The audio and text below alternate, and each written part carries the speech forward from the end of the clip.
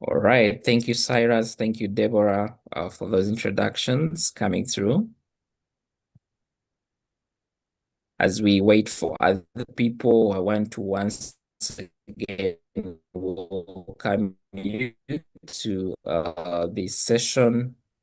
Thank you so much for creating time to be part of the Transformation Professionals Club session on career growth beyond borders. We are going to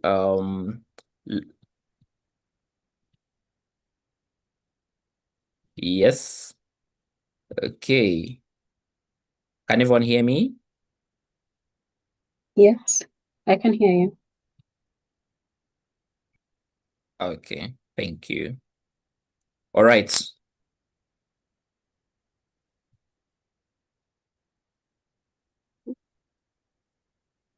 Great. So today we would like to dig deep into career beyond borders, and we're going to learn from none other than Winnie Nachimuli, who is also a doctor, a PhD holder, something that we are really privileged to have. We have an audience that is joining us from YouTube. We want to appreciate you, those that are joining from YouTube, and even those that will be watching the recording of this. We also appreciate you for being part of this conversation. So before we start, I just want to introduce our speaker today. So Winnie Nachimuli, PhD, is a senior network automation and standardization specialist. And according to our LinkedIn, she works as a future project for 3 years, and she has moved across different roles, something that she'll be sharing with us. According to Hey, Samuel, I think your connection seems to be breaking. LinkedIn, she also she has been a technical researcher before with EUH 2020, 5G. Okay, let me try to find a better connection.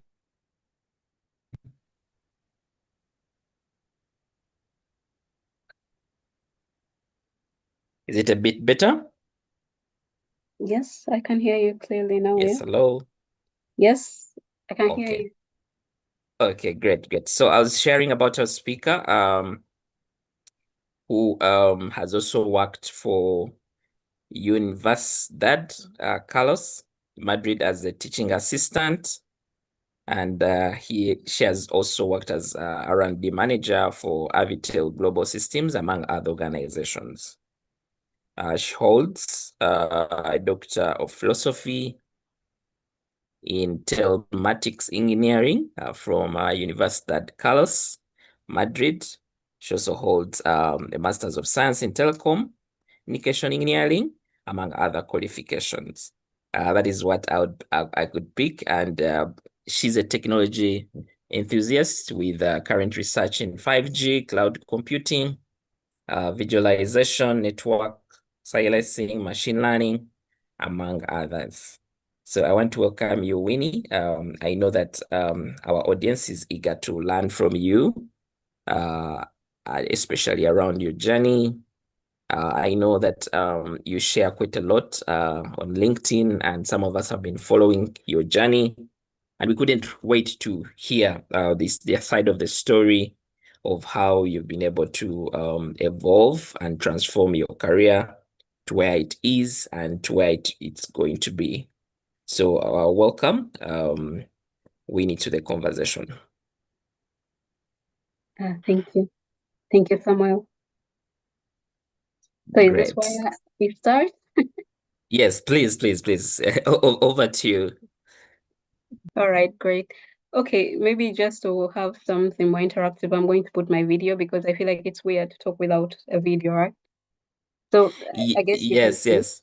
Yes, we can see your video. Sorry, today I'm actually working from a place that is not convenient for video, but thank you so much. Yes, no problem.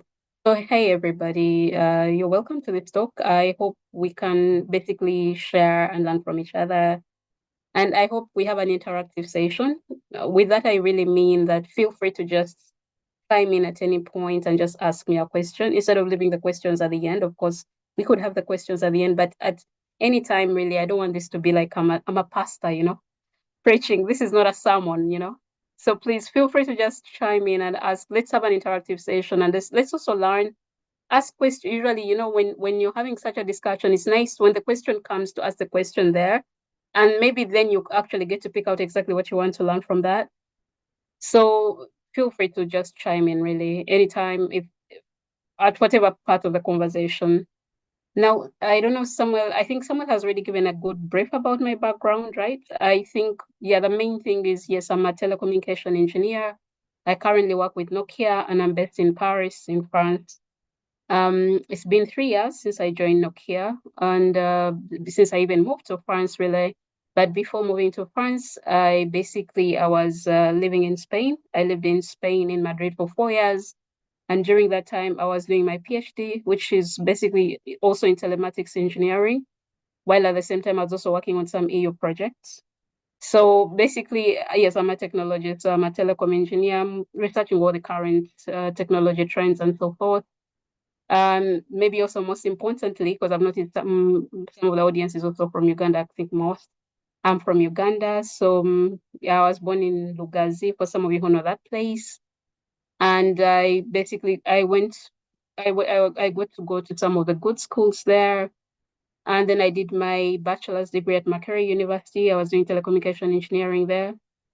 And then since finishing my bachelor's, the way my journey really has progressed is that, so maybe just one thing is that for me, at least books have always been easy. So I found books easy. That even there's this funny moment that during like high school or primary school, I was one of those people who is always dozing in class, those people like when the teacher is teaching and then I was the student that was always dozing, really. And the reason why I would be dozing is because I would have understood what the teacher is really saying. So especially when it came to like math, right? I found math so easy. And the teachers usually would take so much time explaining the same thing. And so what I would do, so within the first 3 minutes or maybe 5 minutes of I've already understood what the teacher is saying, I start to doze. And the teachers would always be like, but when you're always dozing and then and then the exam comes and then I'm doing great. But because books were really easy. So that really helped and that also guided me. Now for maybe one now maybe just a lesson I want to share with you guys. So basically I always knew from when I was growing up, I always knew I was good at math. So I found math. I loved math. I loved commerce, economics. But during my advance in high school for A level, advanced level, because I wanted to please my dad, because my parents really, they wanted me to be a doctor, right? So so because I wanted to please them, they basically wanted me to do physics, chemistry, biology, so PCB math, right? So I go ahead and do this combination that was really hard because I knew I hated biology, right? I knew I hated biology, but I wanted to please my dad. And then also because I knew generally books, anything to do with books, I'll be okay. I'll read and understand whatever I can. So I did biology, but I hated it, the whole experience. I hated it. So those 2 years in A level, they were terrible, especially regarding, biology. I wouldn't mind chemistry. I love chemistry. I love physics, but I hated biology. And it was like, for me, it was really hard. So I think one of the lessons I learned during that experience is sometimes, despite also what your parents want for you, you know what you want within you internally, you know what you want, right? So it's always good to always check in with yourself because I didn't have to go through that, right? I didn't have to torture myself for 2 years with this biology thing, but somehow I did that. Though also, I'm grateful I did it. No, I'm not grateful. I'm not grateful I went through biology, and no, I will be lying. But anyway, so basically, know what you want. That's the first lesson. Know what you want and follow that internal instinct. Doesn't matter what the external environment looks like, even if it's your parents, right? because at least when it came now, when I was applying for university, given that I knew I did not want to become a doctor because I couldn't stand the sight of blood, even those dead rats, the experiments we used to do, those were the worst. For me, it was like a freaking nightmare. So when it came to applying for courses, I basically put engineering first and I put medicine like the third, right? I put telecommunication engineering and I think electric or something. So I made sure like medicine was the third degree because I knew engineering has higher cutoff points. So I knew no matter what, I'm gonna get engineering, right? Then because medicine is lower. So that basically, so at least there I made sure I put myself, and then of course somehow with God's grace, when the results came back, I was qualified for telecommunication engineering on government scholarship. So then my dad was like, okay, I'm not happy, but okay, yeah, okay, he had nothing to do with it, but that was one of the things. And of course, my parents, they always joke like, oh, okay, Winnie, so if you're not a doctor, who of your siblings will become a doctor? So that was like our family joke. But at least, so main thing is always identify what you like and try to follow through with that. Even if you make a mistake, be ready to pivot, right? In my case, the mistake was I did biology for 2 years, even if I hated it, just to please my parents, mainly my dad. But later, when it came to applying for university, what I wanted to do at university, I made sure I put what I wanted first, and somehow that worked out. So there's always room to pivot. So then so basically, I my guess is that most of you here have already finished university, and maybe you're somewhere in your career journey. So I think you're mainly interested in the career journey more than my academic journey. Though for me, the academic journey is part of it because, as I said, at least maybe now the second lesson maybe I want to share with you guys is that you always have to identify what you're good at, what not even what you're good at, but what you find easy, right? All of you, so each of you here, you have something that comes so easy for you, and sometimes you realize that thing comes a bit harder for other people, right? So that is also one thing. Now, for each of you, try to think about that one thing that people, even if you have friends or family, you notice regarding a certain aspect, they're always coming to you for that, right? So in my case, is that the thing that naturally came easy for me was books, right? So that's why I knew that basically, so the way I've basically structured my career has been around the education part because I knew books came easy. And then after that, I decided what to do, but books. So most of my career journey has involved a lot of, going back to do my master's, later my PhD, but because books became easy, right? Books came easy for me. So I knew I can use that part to basically structure my journey. So that is maybe like the second lesson. And then so basically then once I finished so maybe another experience I want to share with you guys.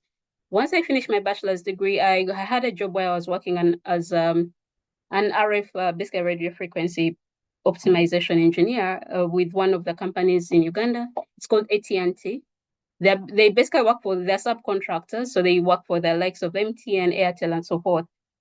So while I was working there, it was a very good first job. Why? Because it helped me. It was a very practical, especially coming from engineering at university. So it was quite very practical. So I got to basically visit the whole of Uganda and all different places, and we are the people who travel around Uganda, and then you find out, okay, where do we want to put like the site? Those telecom sites. Where do you want to put them? Then how will the signal, how will the coverage be in the area? You even talk to the landowner. So it was really all encompassing. That it was a great opportunity to apply what I'd learned at university. But then I did that job because it had a lot of travel. It involved a lot of travel. So I think it was coming to like after 1 year or so.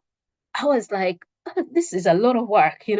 And for me, I felt like at least maybe then the third lesson I want to share, guys, is that for me, I've always felt like life shouldn't be hard. So that's the thing, that life should not be hard. So if you're right now where you are and you notice that you're over hustling, where you feel like maybe you have to wake up so early, you go to bed so late, and then like you feel like you're overworking. For me, I've always felt like life shouldn't be that hard, right? So that is also another thing you have to learn. Like life shouldn't be hard. So what that means find ways to make your life easy or softer, right?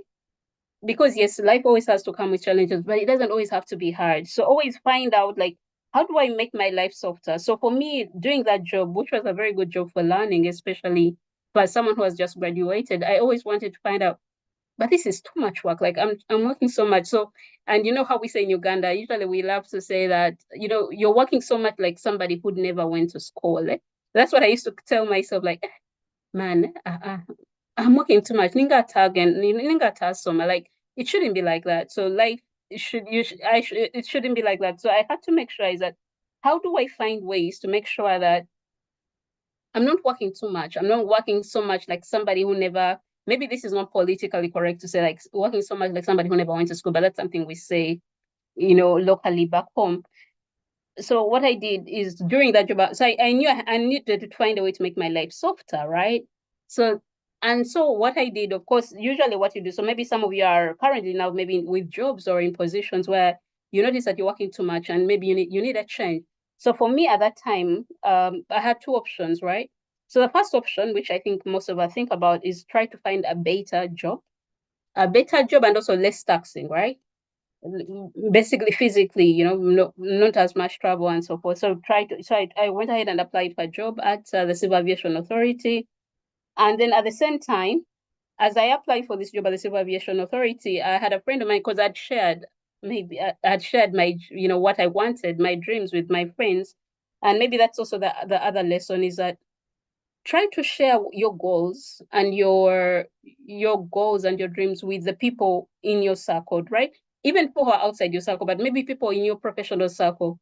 For example, in my case, I had a friend of mine at university. He was in like maybe he was in a year ahead of me, but he was really smart.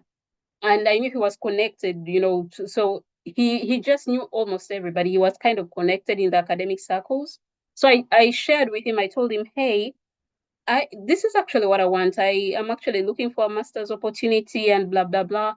But I shared that goal with him and other people. So try to share your goals, especially those people, especially if you look at somebody and you notice that they're going in a direction that you would like your life to be, or they are more connected. Maybe you're trying to find, if you want to go maybe in another industry or in a certain company, try to basically reach out to those people and tell them what you want, right? So try to share your goals with other people, because you just never know where the connection will come from, right? So what I did when I felt like, okay, something needed to change at that time when I was working my first job after university, I basically applied for another job with the Civil Aviation Authority, which was of course going to be better because it was paying more. But then also I'd shared with another friend of mine that I'm looking forward to another opportunity. And so just like that, it so happened that I landed the job at the Civil Aviation Authority at the same time. I also landed my master's, right? An opportunity to go and do a master's in Italy, right? And it was also it was a scholarship. And so this was also another maybe what those things they call turning points in my life. So the turning point was I basically had found a job with the Civil Aviation Authority in Uganda where I was going to earn double what I was earning, and at the same time, I found this other opportunity to go and do a master's in Italy, right? And to tell you the truth, I just wanted to do the civil aviation job because, when you're there, because by then it was like 2 years of doing my job. When you've been, doing this job and, but then now you get to almost double your pay, you're like, what more is there to life, right? If I'm in this CAA job, like civil aviation authority job, that's it. So, and then, so it was a hard decision.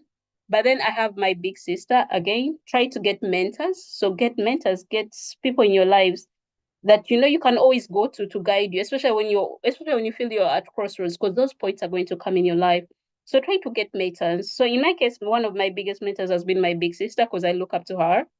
So I basically called her up. I told her, hey, this is it. I have these two opportunities and, I'm confused. I'm not sure what to do.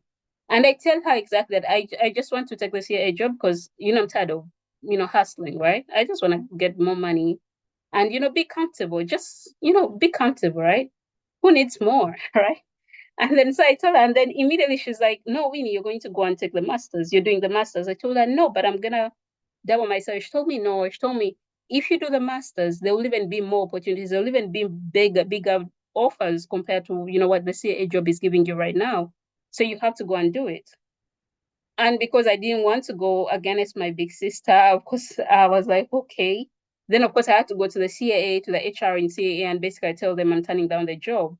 And really it was such an experience because when I went to the CAA, to the human resource, and I told them I've come to turn down the offer, the HR person, not the actual HR, but maybe like the assistant, they were like, "Are you crazy?" Not in so many words, but they told me, are you crazy? Nobody turns out this opportunity. This is the best opportunity. You cannot turn it down, you know? Like he literally told me, do not turn down this offer. This is a very, very good opportunity, right? But at the same time, I had an appointment. So this was me as I'm waiting to actually talk to the actual human resource, right? So the HR assistant tells me, don't turn down this job. This is the best opportunity. You're not going to have another opportunity like this, blah, blah, blah. Then I went in to meet the actual HR manager in CAA. And then I talked to him. And then surprisingly, he told me the same. He gave me the same advice as my sister. Even him, he said, you know what? If you have an opportunity to go and do your master's, go and do it. This CIA will always be there. Go and do your master's. Once you finish, you can always come back.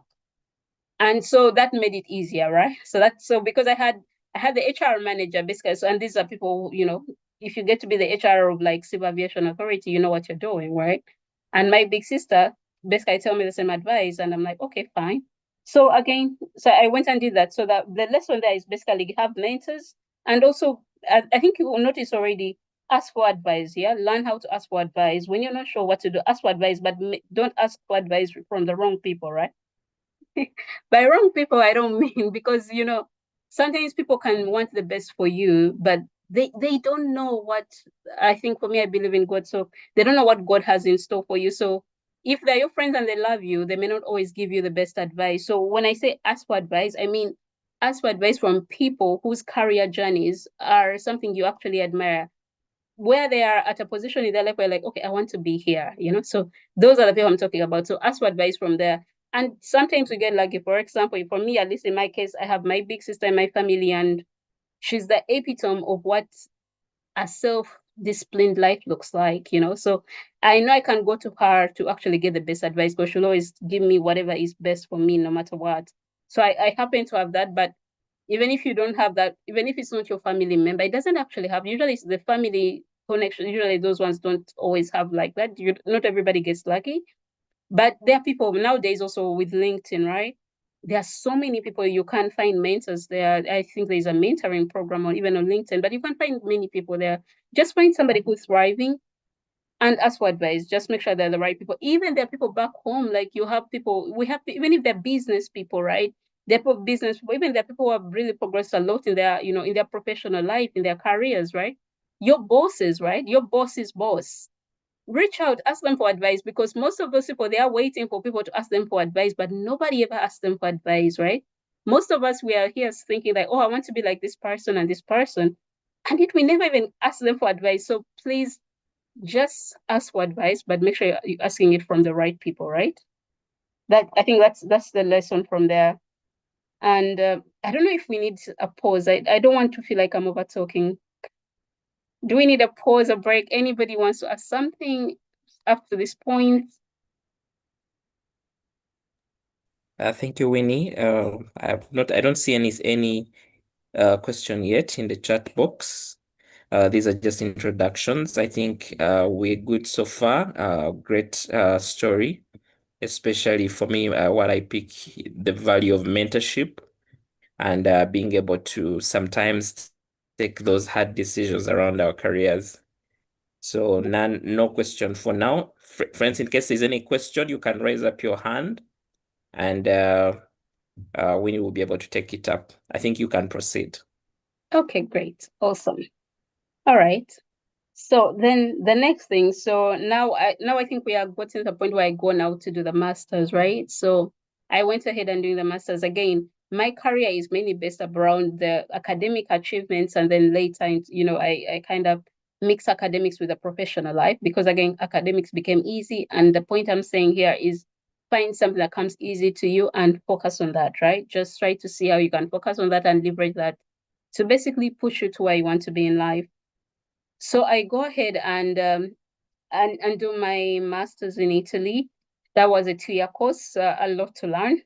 One thing that I immediately learned once I basically say my master's, I realized that in Uganda we do not know how to Google. I don't know if you guys know that, but we do not know how to search for information. That is one thing. I think if I can summarize my master's, it was I learned how to Google. I learned how to research for information on the internet, how to find information, because we do not know that, right? And that was the biggest, I think, the biggest lesson. So learn how to search for information from Google, because most people don't even, okay, I know I'm saying from Google, but I mean that learn how to search for information on the internet, how to find information, because we don't know how to do that, how to do research really. So that's the skill I think I learned. So learning how to do research.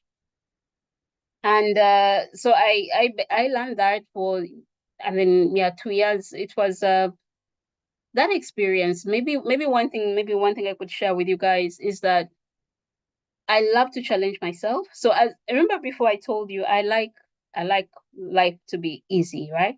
I don't like life to be hard. I don't believe life should be hard. But at the same time, I love to challenge myself professionally. I love to challenge myself. So when it came to the master's thesis, so I think the lesson here is you also have to learn to challenge yourself professionally, right? So challenge yourself every time that you can professionally. So that means challenge yourself, but in an environment that you can control, right? So there was one professor. He was a genius. He's called Claudio Sacchi. I think he's a freaking genius. Even the way he walks, he walks like a genius. If there's even a way genius walk, you know. So this guy, this professor, so everybody feared to do like a master thesis under him, right? Because you would see, you know, those people who are too smart that sometimes it looks like some of the wires are disconnected. I said, that's the guy I'm going to do my master thesis with. And everybody's like, are you crazy? It's going to be tough. I'm like, yes, but I want to learn because the guy is a real genius, right? So I went to him to do my master thesis. And let me say, guys, it was so stressing. It was the hardest thing I ever had to do. I even ended up with like a tension headache, like, you know, like where you have headaches and the headaches do not just go away.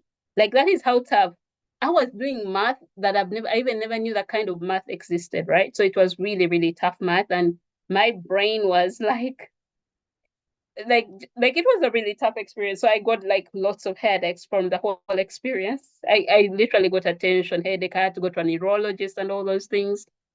So it was a tough experience, but I basically persevered and I was able to finish my, you know, my thesis, my research, and graduated.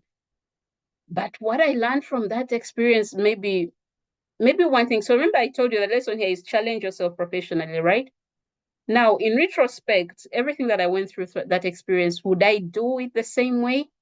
No, I don't think I would have chosen. Right now, I don't think I would have chosen to go and do the research with the toughest professor that there is and who is going to make me do the hardest stuff. Because then I realize, what's the point, right? For what? Nah.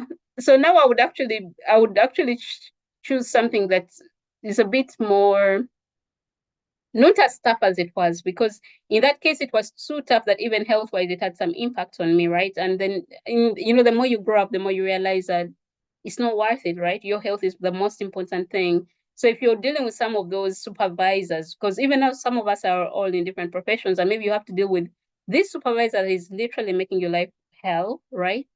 And you're basically maybe not sleeping well, you're not eating well, you're not resting, you're always stressed, right? And even we know that there are certain supervisors that they don't even have boundaries, right? They will call you even after work hours. So if you're in that situation where you feel like even your you know your health is getting affected, my advice is look for something else, move, right?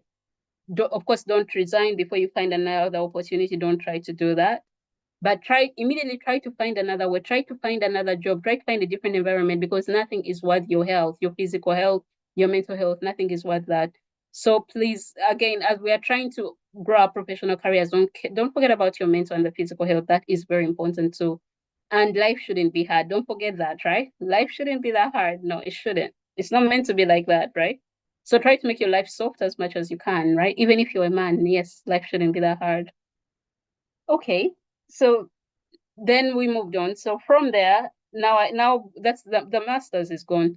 Then after the masters, what happened? So after the masters, during the masters, by the way, one of the things I've always known is that I love Uganda, right? So I love Uganda. So during the 2 years that I was in Italy, and I'm trying to um during the 2 years that I was in Italy, and I don't know what was going on with Esther, but hello, Esther. So during the 2 years that I was in Italy and learning all these things, especially the research, I'm like, oh my God, there's so much I can do, right? I can go back home, and I got all these ideas, right? So I wanted to go back to Uganda, and that's exactly what I did. I went back to Uganda. Now, once I thank you, Moses. So once I go back to Uganda with, I think I was naive, right? Yeah, I was naive. That's at least in retrospect, that's what I remember, that I was naive. That I go back to Uganda with this dream of like, I want to change Uganda, right? I want to change my country, right? Being young. So I go back to Uganda. So now remember, I come back to Uganda, I have my master's from Italy. I'm feeling myself, right? I started looking for these jobs. One of the people I reached out to was the CAA, the HR manager, the HR that I talked to. And he told me this job will always be there. Go do your master's. I reach out. I'm like, hello, I'm back. And, I'm ready. I'm ready, I'm ready for this job offer. So give me this job offer. And of course, now I expect the offer to even be more juicy than before, than 2 years ago. One thing I learned that the HR never got back to me.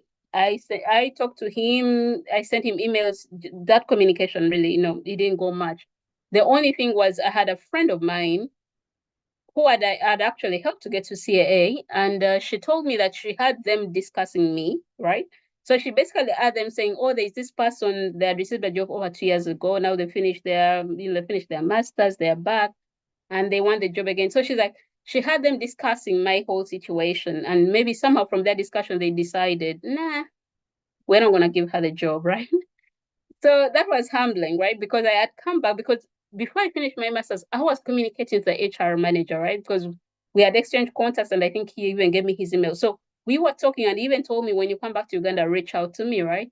Once I got to Uganda, that communication basically died off, right? Of course, I tried, and I realized, okay, it's not going to go anywhere. So basically, so the dream of CAA, blah blah blah, that one basically went away. And then remember, I was trying my best not to go into teaching, right? Because I was like, but there's so much more I can offer than teaching, right? That didn't work. I applied for jobs everywhere. It was Uganda humbled me. Let me put it like that. Like after my master's, Uganda humbled me. And Uganda knows how to humble people who have qualifications. Uganda humbled me. So I accepted. And of course, so what we did, because I had another friend of mine, we had also done the same master's in Italy. And we decided to start our own research R&D firm. So we're doing research. We basically were writing all these beautiful proposals on different ways on how we can improve government efficiency, right? So whether it's from the health sector, education, very beautiful proposals. We would go and present them to government officials, and they're like, "Oh my God, this is really good," blah blah blah. But then somehow you just never get the contract, right?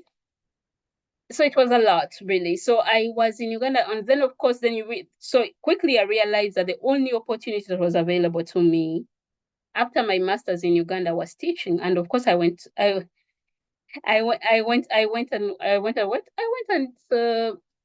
started teaching. Luckily, I love teaching.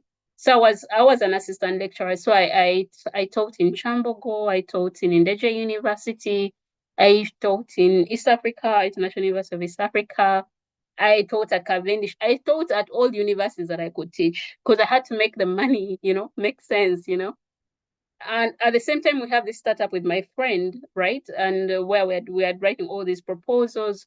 We even had some, we wrote, because we are basically proposing a telemedicine platform, and we got some funding from World Bank, basically just to show you that really what we were writing really good proposals, because we had a grant from World Bank.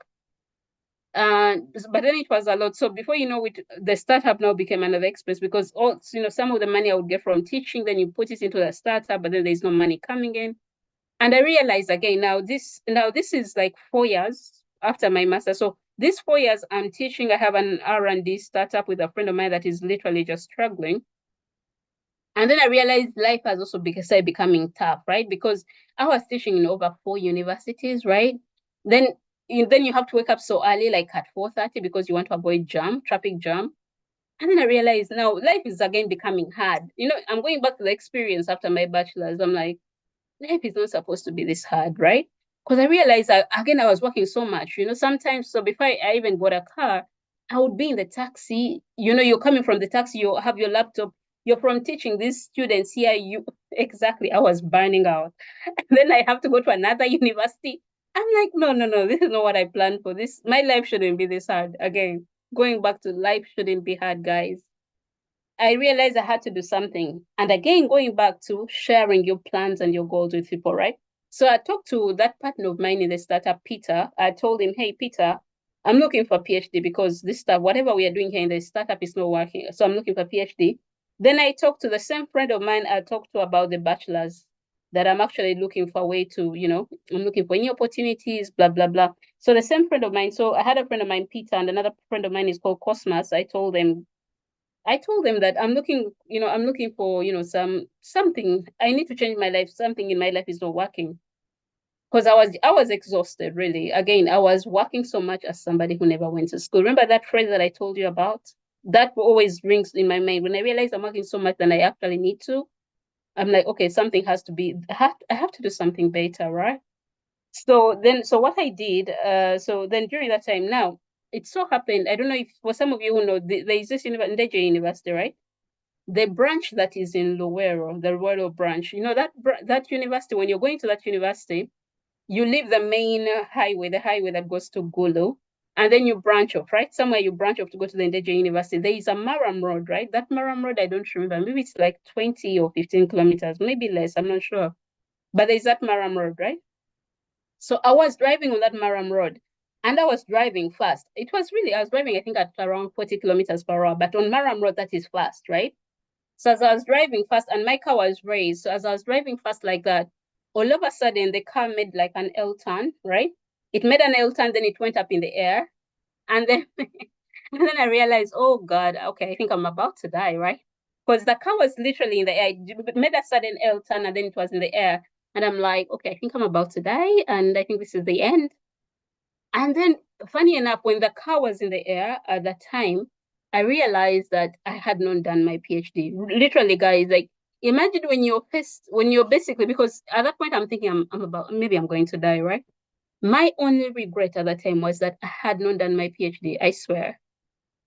And remember, by then I was not married. I did not have any children, but that was not a regret for me, right? My only regret at the time was I had not done my PhD. And I said, okay, that was interesting. So that was a very insightful moment. And then all of a sudden the car comes down, right? And the funny thing, when the car was up, even the people in the village, they came out, they said, oh my God, you come and see, this lady is going to die. Like people surrounded because they were so sure I was going to die. Why? Because I think between the car and the big tree, there was a big tree nearby. If I might say, I think it was maybe a few inches, right? A few inches, really, I can say. Very close. If the car had just gone just a little bit, I was going to hit the tree, and for sure, then I wouldn't have survived, right? So then everybody came out, they're like, look, come and look at this lady, she's going to die. And weirdly enough, the car comes down, right? It comes down, and then it can still move, right? So I drive, I continued, I just drove, I did not even get out of the car, tried to talk to the local people, nothing. I just drove, continued to the university. I taught my students, right, for 2 hours, and then drove back to Kampala. What that experience taught me, I realized that if I had died that day, right, I was going to, my only regret was going to be I had not done my PhD, right? So again, now the lesson here for you guys is that there are going to be moments, right? There are going to be moments that happen in your life, and those moments are going to provide insights, right? They'll provide some insights, right? And your moment doesn't have to be like mine, where it was, a freaking car accident, really. I don't know if it's a car accident, but you know what I mean, right? It doesn't have to be that dramatic, right? Or even that dangerous, right? It could be something else, right? It could even be just a conversation with a friend, right? Or with a family member. It could be, so always identify there's things, there's conversations, or there are situations that are going to give you insight, right? They will make you realize internally what is there, what is it that is missing. In my case, that moment made me realize that if I had died that day, I was going to regret not having done my PhD. And the reason why I was going to regret not having done that, because I knew that is something I could do, right? Again, now the other lesson I want to tell you guys is that don't, live this life. When you're living in this life, make sure do everything that you could do, right? Because there's so many things that are going to come easy for you. Like there's some things where like this one for sure, if I put my mind to it, this one I can do it, right? So those things that you know you can do them, you know. So for me, I knew the PhD, that's something I could do, because as I told you guys, I find books easy. Books come easy for me. So if I died and not done my PhD, it will be a loss, right? Because I know that's something I can do and something I will excel at. So the lesson here is that for those things that you know you can do them, right? Maybe some of you are, maybe maybe you have even a hidden talent of swimming, right? Who knows? Maybe you would be like one of the best swimmers, maybe not, right?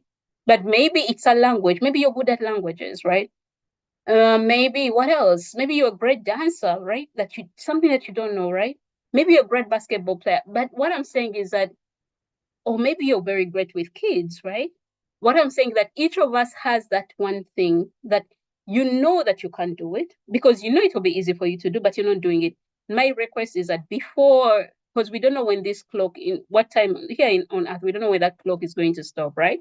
Because nobody knows when we're going to live. But as long as you still have the time and the breath, do it. Those things that you know you can do, just do them, right? That is my advice from that part.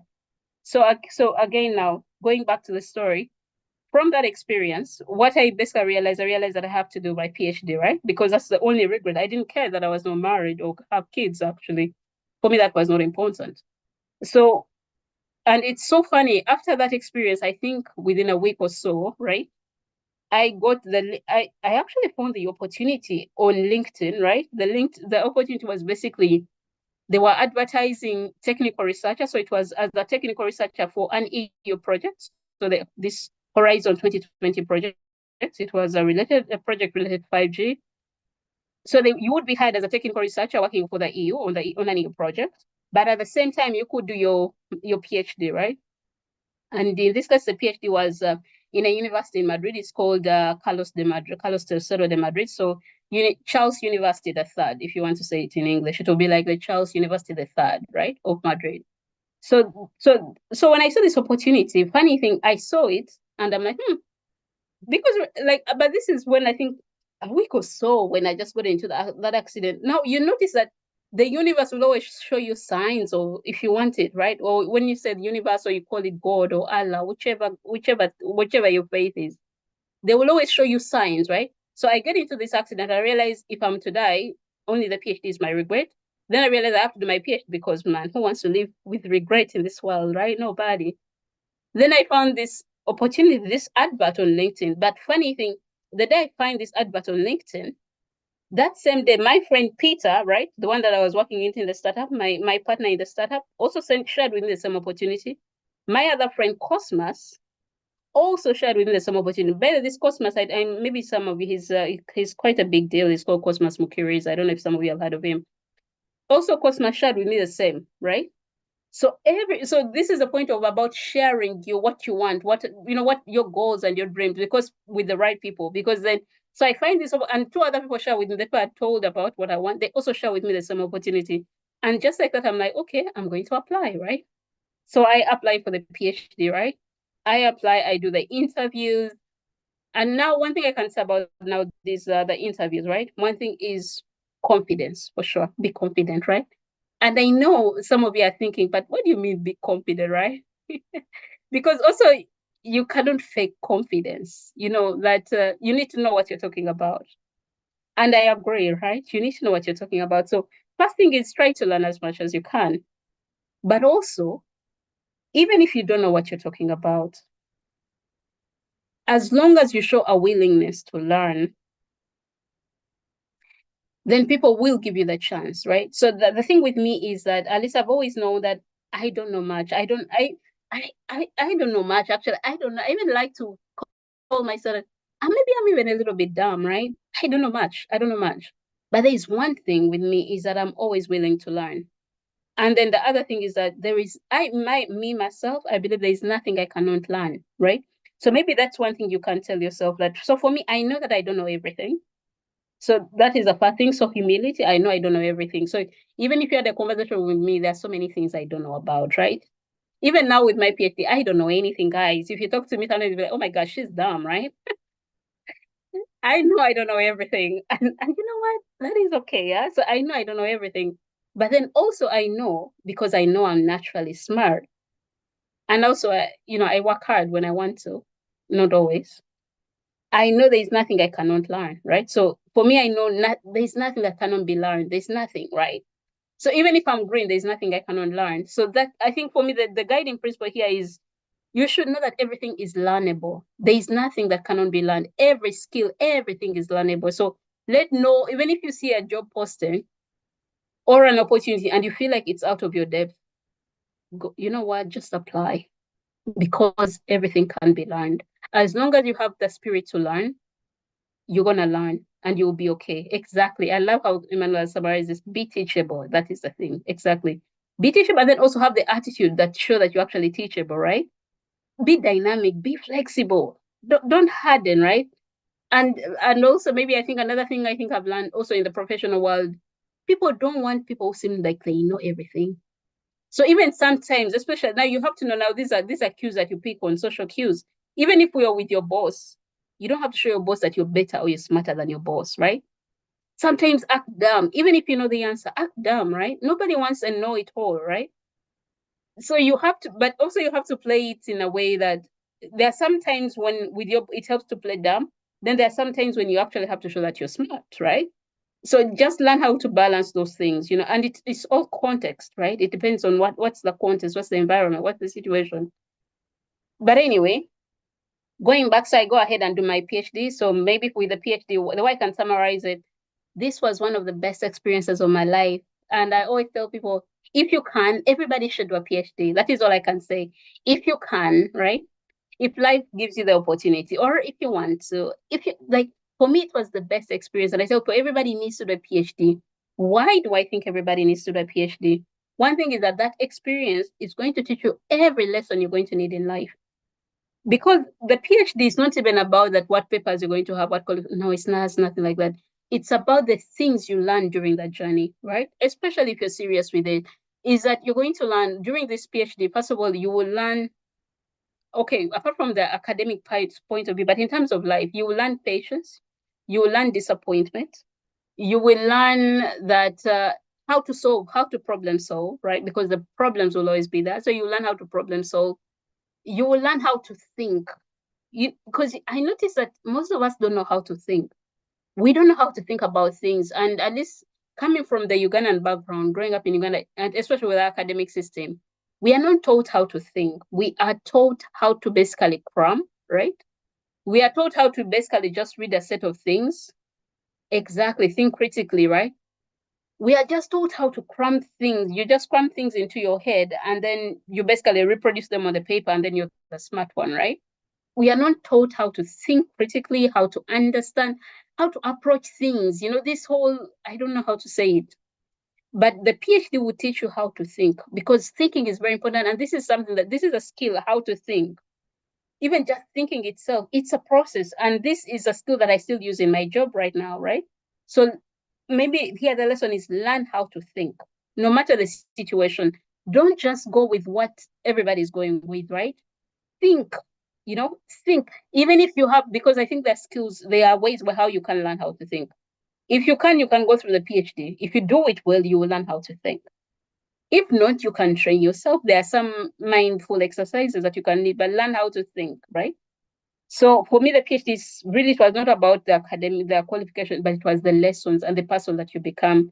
And I also got lucky that I have the PhD supervisors was one of the best people. He was amazing. And we had like the best time. Yes. And oh yes, Silas, I like that. You're saying think and also be in position to apply. That is true. Yes. You have to be in the position to apply.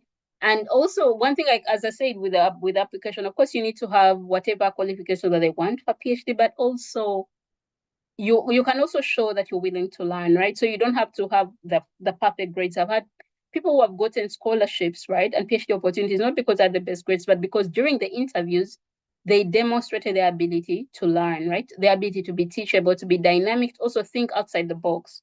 Those are things that are very important. So even that, you can build on other things to actually build up your application, even if your academic qualifications are not up to par. But the main thing is that you're not getting the PhD or any masters for the paper. No, that's the small thing. The main thing is focus on the lessons. As I told you, masters taught me how to research, how to find information, how to look for information online, because I felt like that's a skill I did not have. I didn't know how to do research. Then the PhD taught me all the other skills, right?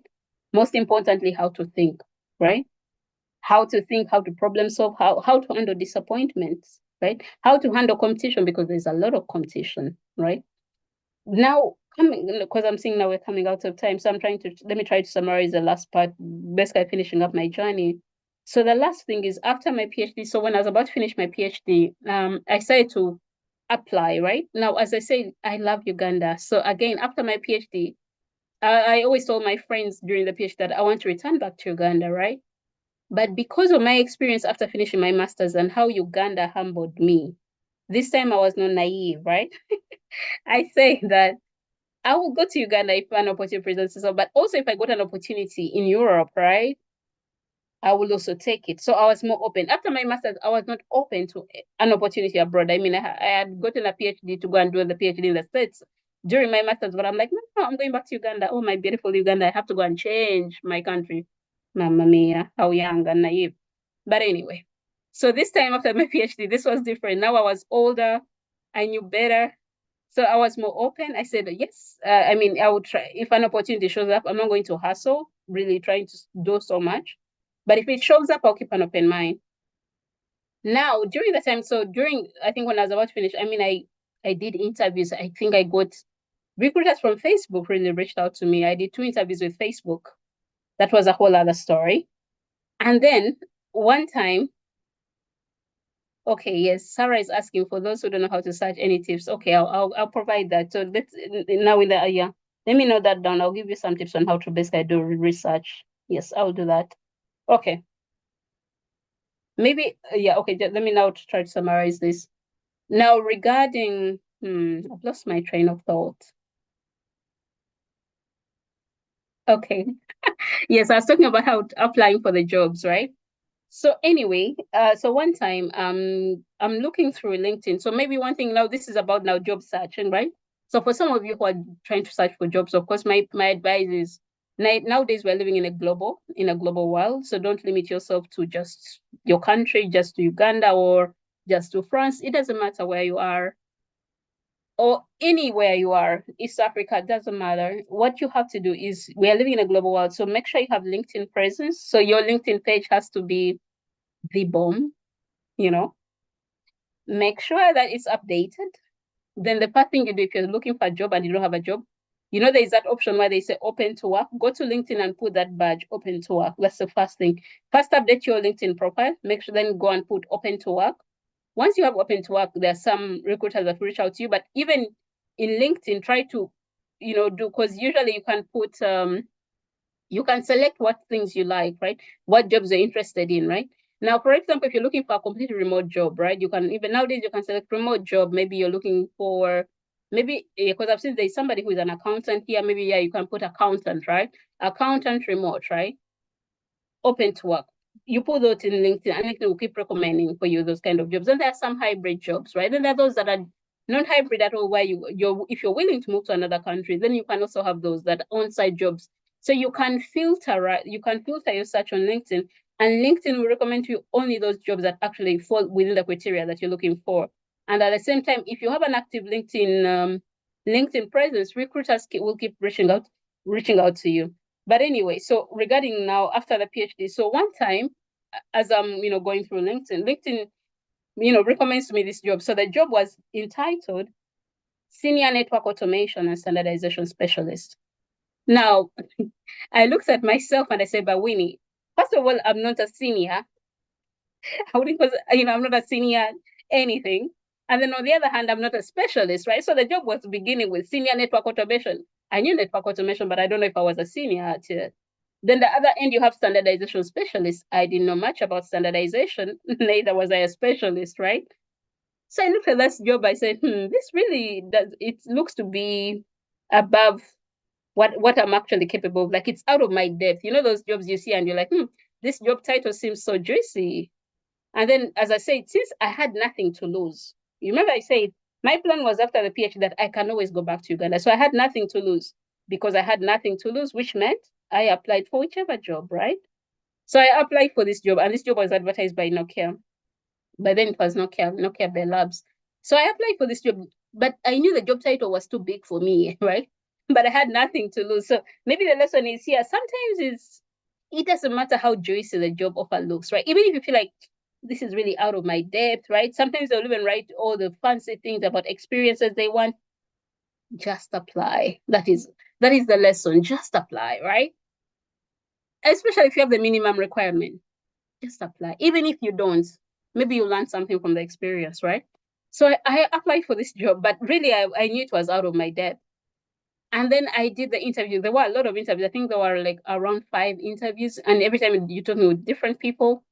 And yet somehow I was successful at the end of that interview process. And in the end, they were like, okay, you got the job and you have the option to choose either you want to be based in France, because by then I was living in Spain. Do you want to move to France, Finland, or you want to move to India? And then I realized because I didn't like the cold, because in Italy I was living in a very cold place. I didn't want to go back to coldness. So Finland was a no-go. Then India, for me being in India, I would rather go back to Uganda, right? Then France became the only option. And so basically I moved to France and I started doing my job. And so the main lesson about that is, first of all, so maybe let's, as we talked about, because the whole talk is about global, right, career and stuff like that. First thing, it helps that just whichever, be on LinkedIn, have an active presence, make sure your profile is updated if you want to move into this whole kind of global career, network, whatever you want to call that. Next thing, what if you once you put in the search terms that you want, what kind of jobs, prioritize that so that LinkedIn does not give you so many jobs and then you're exhausted. You don't have to apply for everything, right? So be specific in what you're looking for, and when those opportunities show up, apply for those. Yes, sure, you're willing to learn, just apply. Exactly. That's perfect, Patricia. Then the next thing, once you're done, so from there, once you basically customize your LinkedIn search for jobs, just apply for those that you feel like match for you. It doesn't matter if the opposition seems very fancy or too big or outside your comfort zone, just apply. And then do your best during the interview, prepare, and then yeah, and then if it's meant for you, it will happen, right? And then, of course, now that I've moved to France, it's been 3 years, and during doing my job, I've been lucky now. My current job, because I'm a standardization specialist, I've gotten to travel around the world. When I was young, my dream was to travel. I've always said I want to grow up. So basically, when I was young, being rich meant this: being able to eat eggs every time that I wanted. I don't know, because every time growing up, I used to see my mom eating eggs for breakfast, right? So she would have these fried eggs, and I used to tell myself as a child, because we're many kids, so we couldn't all have fried eggs, right? Otherwise, the 12 eggs would be finished. So I used to say, when I grow up, I'll eat eggs, fried eggs for breakfast, right? That was my dream. And I'll eat chicken anytime that I want. I love chicken. I'm black. And then the other thing I used to say, I would travel around the world, right? Now it's surface to say that eating eggs for breakfast, that was not a big dream at all, right? It was a childish dream, but I loved that. So that one didn't take much to complete. Immediately I started working, I realized I could do this. Or eating chicken anytime I wanted, right? Even with my first job from university, that was finished. The dream that was left was traveling the world. And I must say, with my job right now, my current job, is that I've traveled everywhere in the world, every continent. Like in a year, like I would travel everywhere, right? I've traveled over Europe, I've traveled in Asia, I've traveled in the US, I've been everywhere. So God has been so good to me that I've gotten to travel everywhere that I want because of my job. I've slept in the best, the fanciest hotels, so nothing now moves me. And so I must say that I've lived my life, like, and right now I'm 38 years old, and imagine at 38 years old to be there and say, you know what, I'm okay, because I've lived my life, I've traveled, I've seen, I've got to interact with people from all cultures, right? And I don't take that lightly. So I thank God for that. So I've been able to travel. So maybe what I want to summarize with to tell you guys is that whatever your dreams are, they are valid and you can achieve them, right? So just focus on those things that come easy, and they are real, and they'll come true. And then you do them and realize that, because now for me, I'm like, I've lived life, right? Because I've traveled all over the world. Like, I guess one next, and my family, they're like, Winnie, we never know where you are, right? They're always calling me like, okay, where are you now? Because they're not sure whether I am in France, I don't know which other country in Europe, or I'm in Asia. They just never know. that now I'm actually tired of traveling, right? So I have travel fatigue. Now going on the plane just makes me tired. I'm like, oh my God, do I have to do it? But then I have to do it, right? But so you get to that point. So basically, you know how we say in Uganda that you want to get to a point where the aeroplane is like a bicycle. Going on an aeroplane is like a bicycle. I've done that, and I've seen that, and that now I'm okay. Now I'm content. So I've lived, and all that is really thanks to God, and just listening and knowing when to pivot when you have to. So maybe now it's time for the questions, right? That's just a summary of my journey. I hope you picked something. And maybe just one last question. The question, I think this was from Sarah. So Sarah was saying, because I say that one of the things I noticed after the masters was we don't know how to do research or even how to search for information on the internet. And the tips I can give, I feel like you guys nowadays it's even easier, right? Because now you have ChatGPT, you have, I don't know, DeepSeek, right? You have Gemini. So I would say AI is a good way to start right now, because our generation by then we didn't have AI, right? We didn't have AI that summarizes. So what you had to do, you would have to go to those Google results. So before, what we used to do, you go to Google, you put in whatever you're looking for, you look at the first two results, then even you go to those, so you go to the one maybe the first three results, you go to those, go to the references, from the references, go find the references to the references. And then it's always like this rabbit hole. You go down that rabbit hole. But basically, that is basically how you do the research. So look at usually the first three results from Google. Look at the references, go to those references, and then maybe also the references take you to other references. But as you're doing this search, the way they call it, the how to learn to search is try to understand, right? So don't just read, don't just try to get everything, cram everything in your head. Try to read while you're trying to understand. So think about what you're studying, right? Think about what you're reading, don't just read for the sake of it. So that, at least those are some of this, I think, the tips about how to research for information. So I think that maybe if there, I guess, let's see, maybe, yeah, maybe Coach Samuel, if you could try to find, I think I was seeing some questions before. Maybe if you can try to help me identify some of the questions and I can try to answer those. Okay. Maybe as we look for another question, maybe just want to understand, for somebody who aspires to work abroad, what are some of those challenges, or what do they need to know that might be more like a challenge that maybe they prepare very well? Okay. Challenges, let's see. Well, working abroad, also like working in a multicultural environment, especially given also like where we come from, you're always going to have some challenges. For me, I think maybe because I've also now it's been a while, right? Because I did the masters, you get to interact with them. You do the PhD, you get to learn them more. Now with the work, it's normal, right? It's just like working with any other. But maybe for them, maybe from the masters, what was tricky, and nothing I realized is that the culture. So these people, depending on the country you're in, they have different cultures. So for example, when I was living in Italy, because I was living in the north of Italy, the people were cold, right? So they were cold, they were not friendly. So for example, you would meet students you basically study with in the same class, you meet them on the street, you say hi, they say hi. But if you don't say hi, they don't say hi back. So the students were really cold, they never wanted to interact. Even in the class, you would have the international students on one side, you have the Italians on the other side.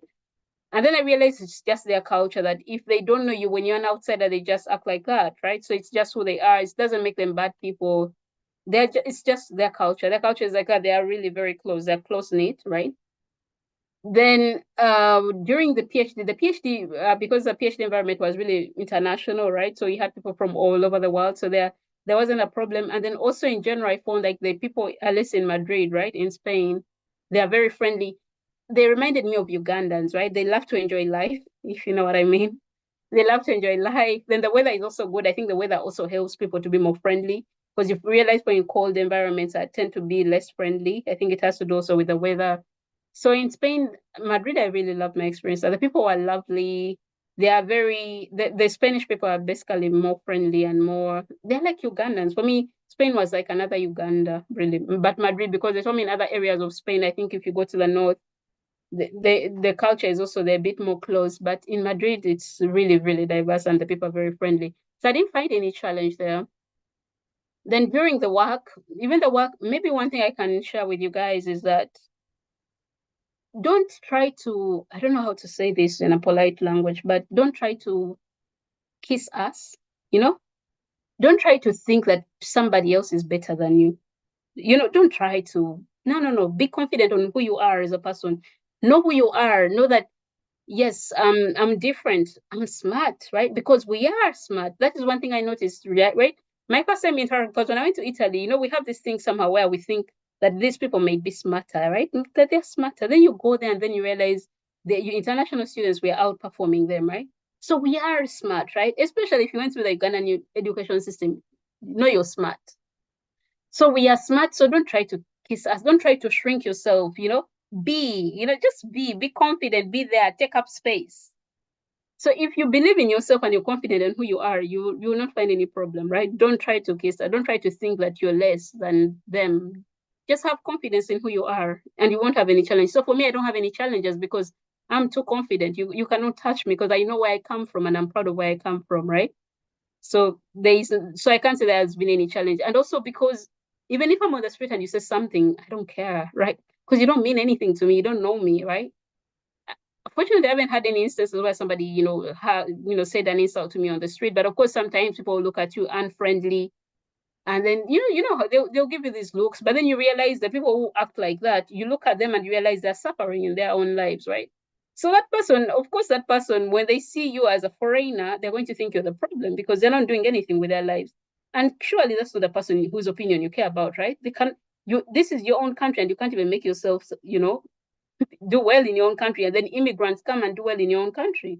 That means you're the problem. But of course, so such people, you don't even care.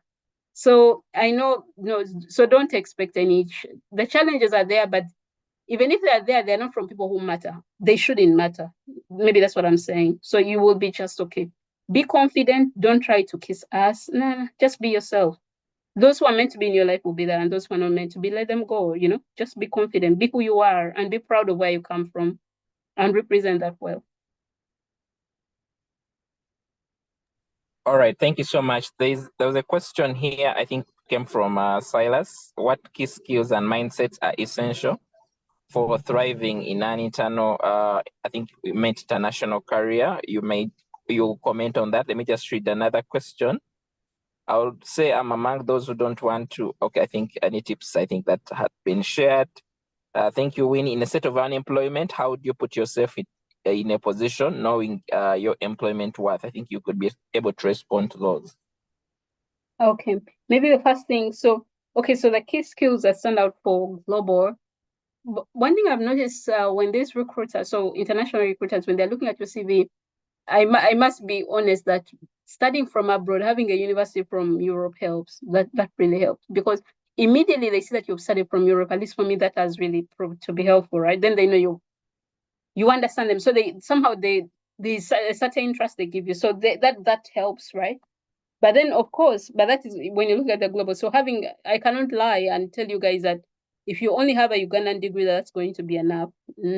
Sometimes it is, but that the Ugandan degree is enough if you have a lot to show behind your own projects, right? So, for example, let's say you have a computer science degree from Uganda, but you have other projects, personal projects that you have online that you've done that actually can show your skill, right? Your practical skills. Or maybe you have an accountant projects, right? You have somewhere online where people can go and see your work and the projects that you've worked on. So if you have those, then that can help back up what you have with your bachelor degree, just the education from Uganda. So my thing is this: if you can have an international degree, that means either in Europe or in the US, wherever. If you can have that will help if you're trying to go into the global, career kind of environment. On the other hand, if you don't have that, just try to have more projects, right? If you have more projects, personal projects that you can use to sell yourself, and if you have these projects, put them online, market them, right? Try to market them on LinkedIn, and that will really, really help. And then I think the other skill, this one I think is confidence. Have confidence. Then be teachable. Show that you're dynamic. You're willing and ready to learn. And what else? Which other skill do you need? And then I guess just be yourself, right? Be yourself and show up in the world and take up space. Yeah. Okay, so that's about the key skills. The others, what was the other question about? I don't think I remember.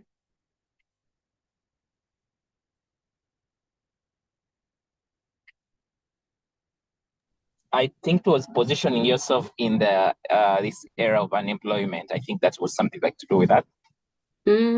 How to position yourself? Okay, yeah, maybe okay. How do you position yourself? My thing would be if you're currently unemployed, as I say, try to keep your LinkedIn profile up to date. Again, me now I'm talking about from this global kind of career thing, because now in Uganda, how would you position yourself? I would say, because I don't know if recruiters nowadays go in Uganda, they go a lot on LinkedIn. I'm not sure. Maybe that has changed. So if globally, just make sure your LinkedIn page is up to date. Make sure you have that tag of open to work, and make sure you filter the search, the jobs that are recommended to you by LinkedIn, to only focus on those things that you're interested in. If you're interested in on-site, when you're interested in remote, what fields, try to be as as strict as possible, so that you don't get so many jobs advertised to you. Try to limit the filter so that it's very specific to what you want, and then really just apply. Just keep applying. Don't give up hope. And then with every interview, try to learn, right? So maybe in a previous interview, you did an interview and then they realized, okay, we're not going to give you this job because of you lack this and this. Try to go and see if you can do a certificate, right? Right now, there's so many, websites like Coursera, I don't know. There's so many other online universities, right? That you can do small certificates, small courses, and some of those courses are free, right? So try to go and do whatever skill they say you're lacking, try to go and do that skill, get a certificate, and put it on LinkedIn. Maybe another thing, also LinkedIn has skill assessment tests, right? So try to go and do LinkedIn skill assessment. So for example, I remember, I think they have, at least for my case, in my field, I think I had to do a skill assessment test in Python, I think in Linux, and I don't know what else. But they have those skill assessment tests. So whichever field you're in, there's LinkedIn skill assessment tests that will be able to show that you're the best in whatever you're doing, right? So try to do those tests, and recruiters usually look at how you pass those LinkedIn skill assessments. And that really helps, because remember, even if you have your new profile, you have like 10,000 skills, but you don't actually have certificates that show that you actually have those skills, or you have not even passed the assessment test from LinkedIn. Yeah, so try to also go and do those. Those really helped my profile. Yeah, when I was trying to look for jobs. So try to do those LinkedIn assessment tests. They also help really a lot. Yes, okay. And what else? Which other question? What else am I missing? Yeah, I think I've already answered. Yes, please. I think you've answered. Maybe just to, I've seen you write about AI from somebody who's working in diaspora. What does the future of work look like from your perspective as a technologist, but also as somebody who's working outside there? I know some things start from outside and then come this side, but also for somebody who wants to get to that side, what does artificial intelligence, the way it's growing, affect somebody who aspires to work abroad? Yeah. What does AI mean for us? Maybe the way I look at it is that I think some people have said that AI is not going to take away jobs, but the people who use AI are the ones that basically will take your job, right? The people who know how to use AI will be the ones that take your jobs. So, and of course, somebody else say that if you want to survive, basically become a plumber, right? Because we're always going to need plumbers. So yeah, either become a plumber or a yoga instructor. Those professions that involve human contact, those are always going to stay, right? So childcare, right? I don't think we're gonna go reach a point where kids can be cared for by robots, maybe. But I feel like there's still a lot of hope for human connection.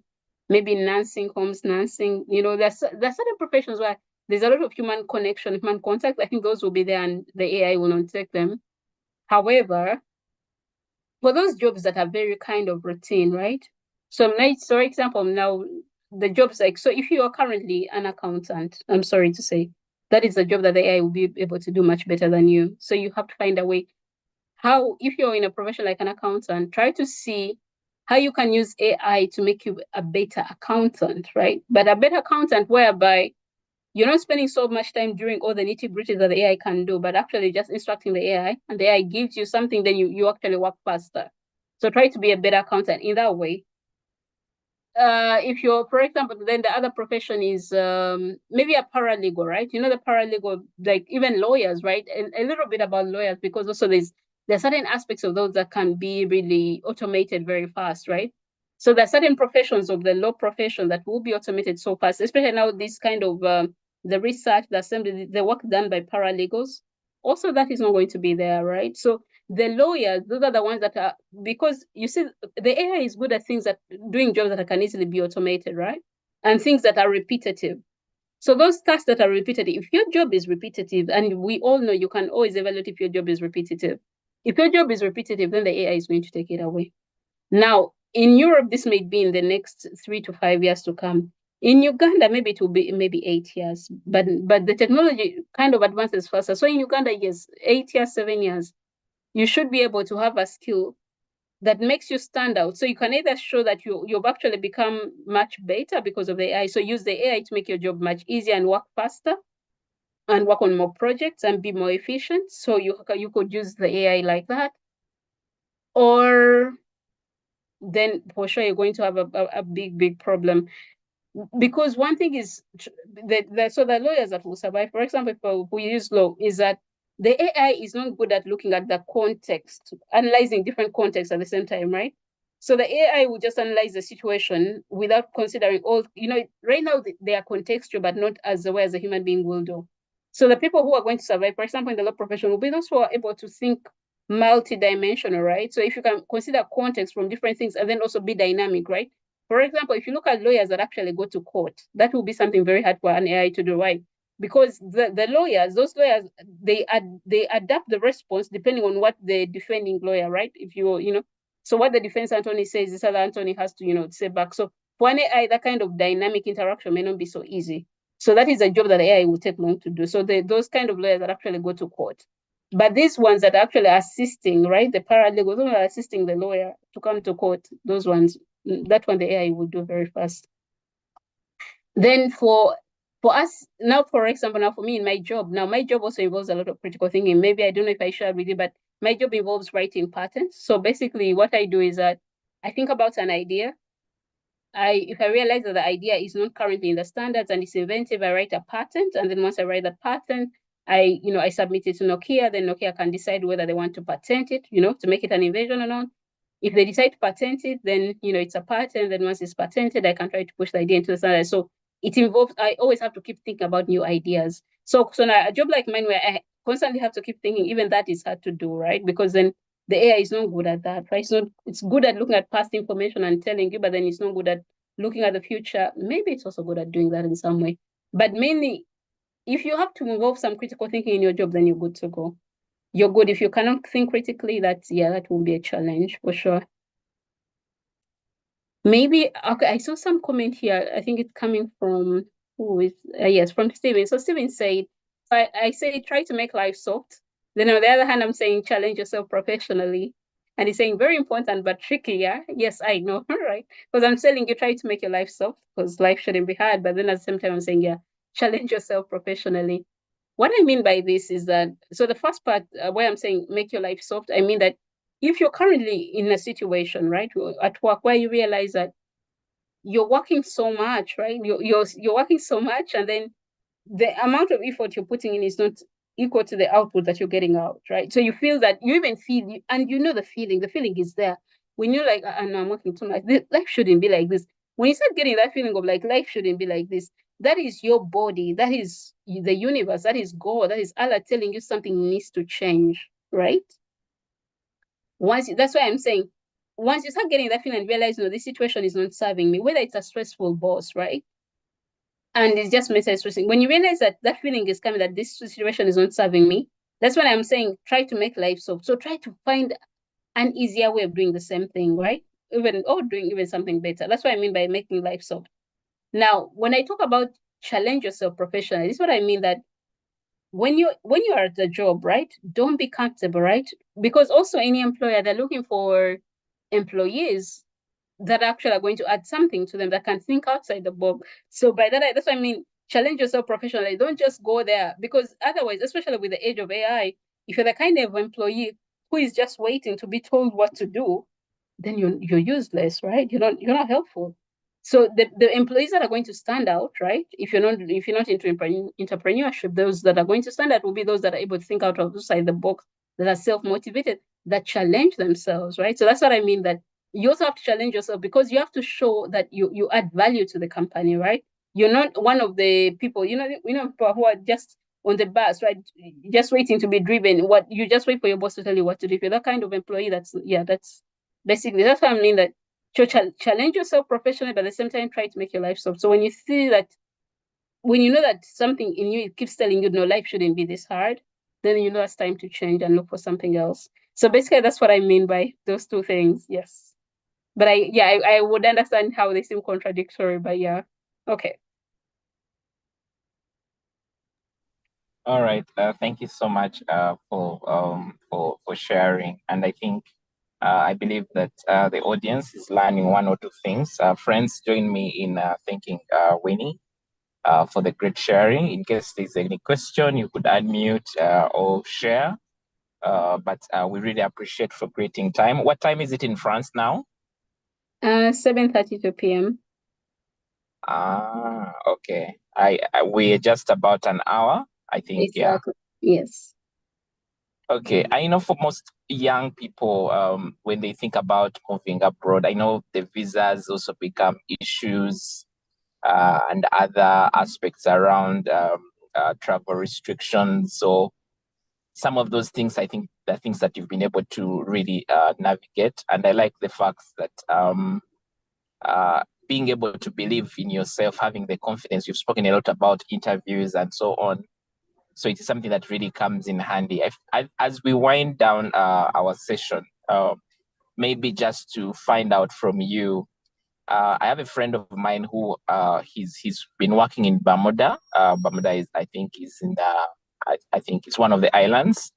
So he recently actually came back to Uganda and was saying, I think I need to build a life in Uganda, not to build a life abroad, because of the complications here and there.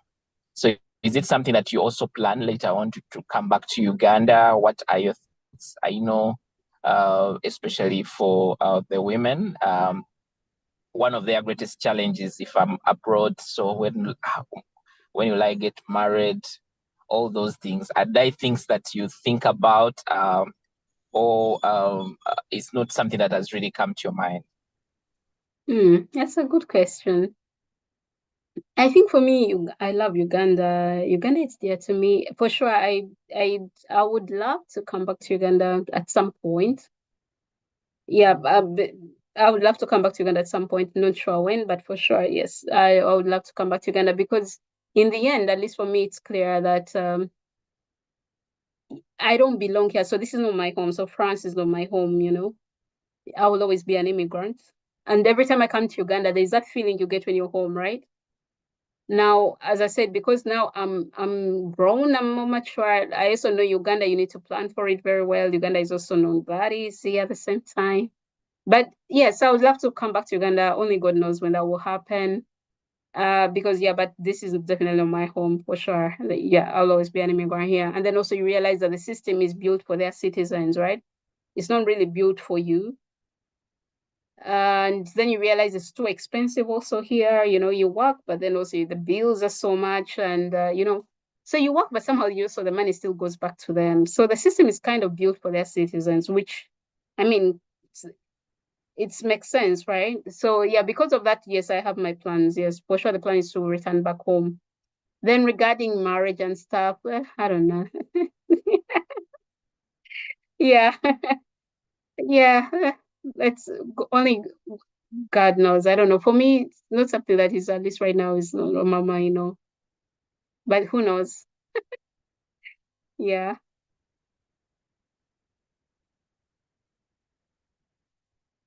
I saw something I think I didn't answer here from Steven. Okay. So Steven says that, okay, I'm inspired how you move through your academic, especially PhD at a young age. It's not always easy.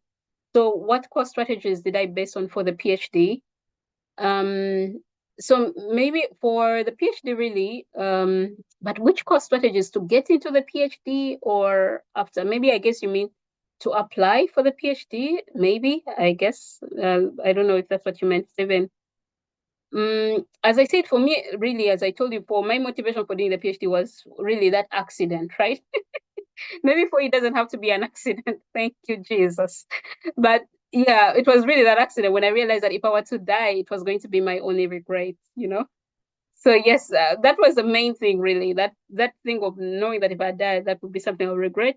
Then the other motivation was I knew it was something I'll be good at. I'll find easy. So if you can do something and it will be easy to do because books are easy for you, then why not do it? So that was two things. I knew it was something I would do. Something I can manage. Nadinche bulianganja kisobola. And then the other thing is yes, that regret, that accident that really gave me that insight that I made regret not doing it. Everything else is just being teachable and being dynamic and learning on the job. That was basically it. Yeah. Okay, then somebody asked, let me see, I think this was Richard. Richard asked, why is it very difficult to get accounting jobs online? And how can someone break such barriers? That's a very good question. I think because generally the way accounting is, I don't know much, but I feel like accounting is one of those jobs where it's easier on site. Somehow I think accountants, most of your stuff is done online, right?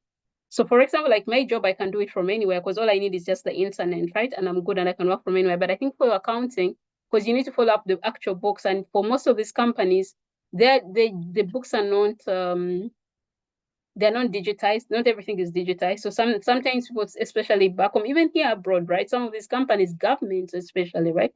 Everything is bureaucratic, everything is paper-wise. So I feel like because of that, the accounting job is one of those jobs that is so hard to digitize because mainly most of the papers, most of the work, I think most of the accountability is on paper. So the receipts, the invoices, and all those things. And maybe they're not very keen on digitizing everything, right? So if something is not completely digitized and maybe 70% of the stuff is already in paper form and you need to, maybe scan and do everything, it's really hard to digitize those because I think it involves a lot of papers going around. So I feel like that's where those jobs are hard to get online. But maybe in case you're trying to be an accountant and you want to do it online, I still think there are still opportunities because I know there are certain, I don't remember, there are certain websites, but in those websites, there are certain small businesses, right? Like especially in the USA, that are looking for people who can do for them their books, but do them online, right? So I know I know the opportunities are there. You just have to make sure you put that into LinkedIn, fully remote and accounting, because but I know there's a website. I've forgotten. There's a website that provides those kind of services. Try to search in Google, ask ChatGPT, which website basically provides opportunities for accounting jobs fully remote, right? Because there's a certain website that people go to, and there you can find all kinds of I think it's freelancers. I think it's called Fiverr. I'm not sure. But in there, you can go and find jobs, and who are looking for people can provide them accounting services online. So it's there, you just need to find the right website. I know there's a website where basically people look for such services.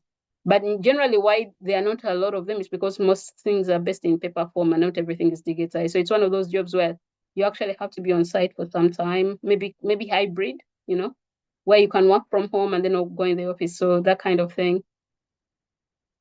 Okay, so somebody's saying, yes, so let's see, this was LP, who is L? Philip. So Philip is saying that this is interesting, but how can he position himself to be more marketable for international jobs? I think I've hinted on this, right? I think for international job, just your LinkedIn. That's what I can say. LinkedIn profile has to be updated. Then also try to post on LinkedIn because it's not enough to have an updated profile. Try to post. Then recruiters start seeing you, right? Try to do those LinkedIn assessment tests, right? Try to do certifications. And once you do any certification or any achievement professionally, post it on LinkedIn, right? So do that. Just try to have visibility online. And then also, if you're looking for jobs, there's a way you can put some such items on LinkedIn and it will present you those jobs. So be more marketable. Your LinkedIn page is the way to go. Yeah, that is basically job vehicle. At least for me, that's what has worked for me. And just keep that updated, post frequently on LinkedIn, and you should be okay. Yeah, okay. Then let's see. Yeah, then Sarah says that you're right. Having a degree from Europe or US plays a big part. Yes. Yeah, and she's saying, yeah, she was applied for a number of more jobs, and the response was negative. I'm sorry to hear that, but my advice is don't give up. And maybe if you're lacking something when you're applying for these jobs, as I said, maybe you need to do more certifications. Maybe there are a few certificates that you could add, right? that could help to do that. But yes, it's true. The reality is having a university from Europe or US really does help, because then they feel like they can trust you, or because you've experienced the education system. I know it's not fair, but it's just what it is. Then I also wouldn't advise online degrees, especially like for masters, right? Usually they don't take you seriously. There's at some point where you can do an online one, but if you can get a one where you can actually get to move to another country, like in the UK, masters are just 1 year, right? So you can basically go do that and finish, and you're good to go. And once you get into their system, it's easy because then they know they can associate with you. It's like you're part of them. It's just their culture, really. They usually, some of them have some bias, like if you've never studied from abroad, they're like that she really understand. So it's just weird, but it's just what it is. So if you can try to find if you can do any degree from abroad, that would definitely help. On the other hand, as I said, have personal projects and market those projects online, market them on LinkedIn, right? That can really back up your other qualifications. Yeah, try to have actual projects that people can go to and refer you, and get recommendations also from reputable people for this. Okay. Yeah, thank you, everybody. Really, thank you. I appreciate the messages. Okay. Okay, thank you. Thank you, guys. I really appreciate. Okay, so somebody's saying, how do you handle, let's see. Samuel is saying, how do you handle investments for the future? Do you plan to invest in Uganda for your future, or is abroad for the future besides good career progression? That's a good question. Right now it's mainly I most of my investments are actually in Uganda, because as I said, for me, I don't consider abroad to be my home. So whatever I'm thinking, all my plans are for Uganda. Though of course now sometimes I think about investment here, but that's still work in progress. But yes, for now, at least I'm thinking about Uganda for sure. Yeah. Yes. Yeah, okay, yeah, someone is saying, okay, yeah, Sarah is saying that the websites are Fiverr or Upwork, but she's saying, but it's still hard. Yeah, Sarah, I'm sorry that it's quite hard. Not sure how to help with this. Maybe, yeah, maybe you're missing something. Maybe in your CV. I don't know if you could ask the people who are saying no. Maybe they can try to give you more information why they said no.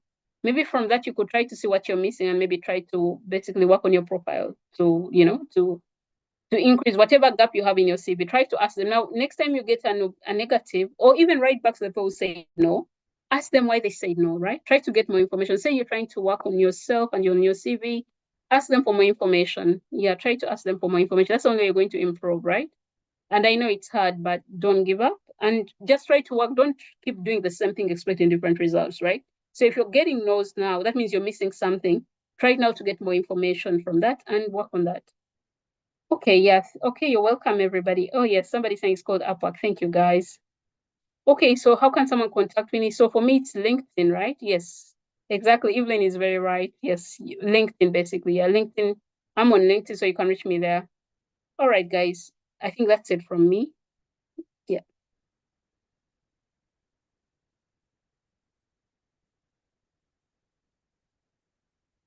Someone? Thank you so much, Winnie, for those insights. I think Samuel is off, Okay. but indeed, we've really actually enjoyed your discussion. I think learning is taking place. It has really taken place, especially for us who are aspiring to become professionals. Specifically, I've picked so many things from your discussion. Especially, I'm inspired by a phrase that try to make life soft, but as well taking an initiative to challenge yourself professionally. So it's indeed a provoking statement on all our sides as professionals in order to try to make ourselves actually build up for things which are somehow greater. I think this is one of the great sessions which shows actually where someone is going. Personally, I finalized my degree and I'm awaiting graduation.